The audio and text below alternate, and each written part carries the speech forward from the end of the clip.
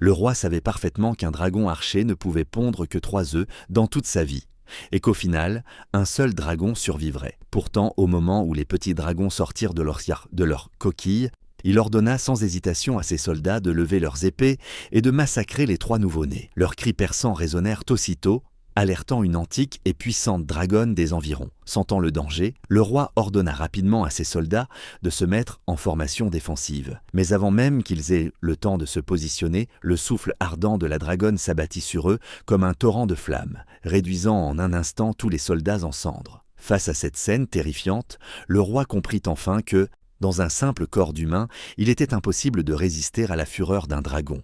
Il tomba alors à genoux, sans hésiter, implorant le pardon de la dragonne sacrée et promettant de payer n'importe quel prix en échange de sa clémence. Mais la dragonne jugea que tuer le roi ne suffirait pas à apaiser sa rage. Elle décida de se venger selon la même mesure. Elle exigea que le roi sacrifie la vie de 3 de ses descendants pour compenser la perte de ses petits dragons. Elle imposa dès lors une loi: chaque successeur au trône devrait, avant son couronnement, offrir en sacrifice 3 de ses filles afin d'apaiser les âmes des jeunes dragons disparus. Cependant, la dragonne n'avait pas prévu la ruse des humains. Pour préserver la lignée royale, le prince héritier, à la veille de la cérémonie, n'hésita pas à précipiter sa jeune épouse dans un gouffre sans fond, un gouffre au fond duquel se trouvait justement le repère de la redoutable dragonne.